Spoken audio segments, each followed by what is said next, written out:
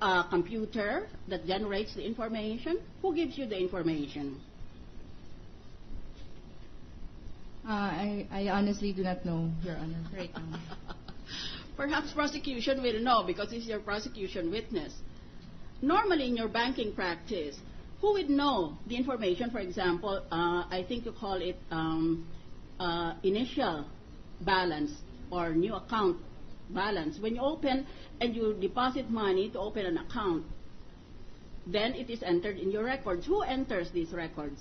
Who accepts the money that is considered an opening balance?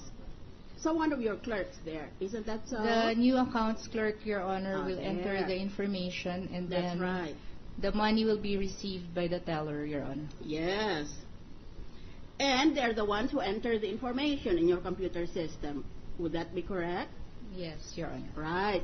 That's why you're trying to prove that although you're not the person who received the money, and although you're not the person who received the information from the client, still you can be a reliable witness. That is what we are trying to do. When do these clerks, these new accounts managers, and other functionaries of the bank fill out these certifications? How was the certification made, for example? For this particular case, Your Honor, since a lot of information are required, and it's a special kind of certification, so it's only upon the instruction of the President that this was issued, Your Honor. But who normally drafts that certification? Normally in the branch, in our practice in the branch, we have the new accounts clerk would normally prepare it, and the officer will approve it through the system, Your Honor. Which officer will approve it? The branch service and control officer, Your Honor. And then what happens to the certification? Do you keep it on file, or is it sufficient and you just issue it as commanded by the court? As far as I know, Your Honor, I haven't received any from the court. But normally, bank certifications, in my experience, were issued based on requests from clients for visa purposes. That's it. But for court purposes, I haven't had that experience, Your Honor. Let me ask another question. When the depositor first opens his account, he's asked to fill up certain forms. Isn't that so? Yes, Your Honor. All right. What happens to those application forms? There are quite a number of them. What happens to those there forms? There will be two. After the money has been received, what happens to those application forms? There are two sets of opening forms, Your Honor, and one is kept in the branch and one is kept in the head office. All right. What ultimately happens to these two copies, one in the branch and one in the head office? What ultimately happens to them? I can only speak for the branch, Your Honor. All right. We will keep them in the filing cabinet inside the vault, Your Honor. I see. And how long does your bank keep these forms? How long? For how long? 5 years? For as long as they're still open, and even after they're closed. So, I think within 5 years. About more or less 7 years. That's usual bank practice, isn't that so? Yes, Your Honor. Now you have been qualified to testify, and you're now being accepted. Your testimony is now acceptable to the record, even if what you're testifying on is technically hearsay. Counsel, take note. Thank you, Madam Senator Judge, for the authentication. Mr. President, we would like just to mark the bank certifications presented to this court today by the witness as our exhibits, Your Honor. Can we mark the bank certification pertaining to account number 089-121-01-7358 as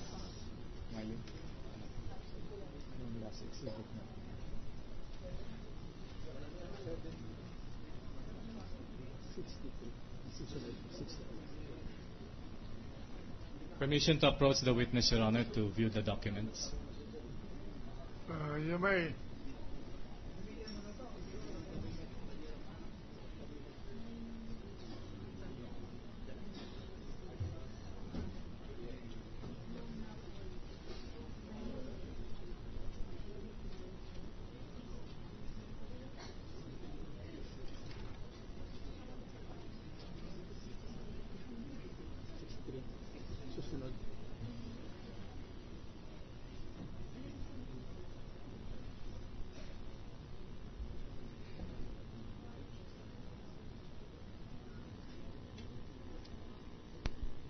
Your Honor, the witness presented several documents which we would like to mark. We'd like to mark the bank certification dated February 14, 2012 as acceptable B. Will you identify the account number The account number, to Your which Honor. that document is linked? The certification of February 14 is pertaining to account number 089-121-01-7358, Your Honor. All right. Exhibit acceptable Nunapol B, Your Honor. The next document of even date, Your Honor, pertains to account number 089-121-01-9593 as Nonapol C, Your Honor. Proceed. Mark them accordingly.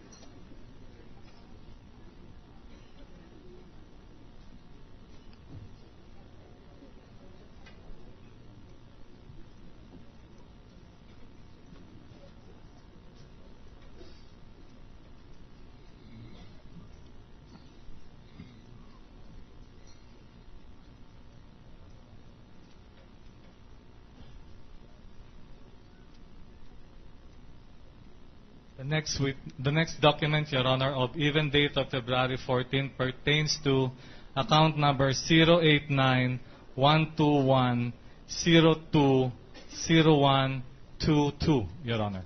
And we request that it be marked as Nonapol D. Mark it accordingly.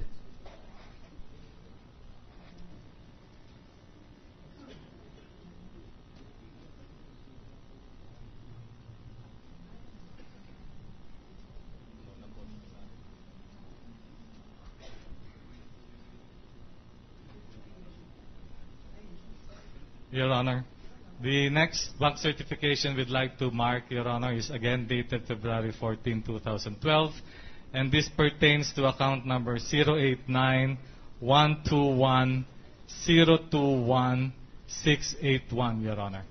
And we request that it be marked as Nonapol E, Your Honor. Mark it accordingly.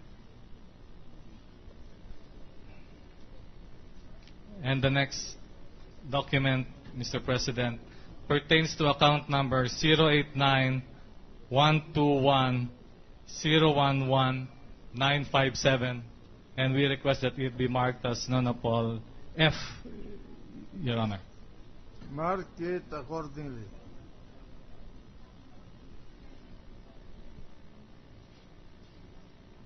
That will be all, Mr. President.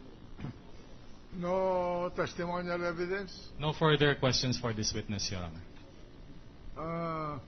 Counsel for the defense? The gentleman from Iloilo.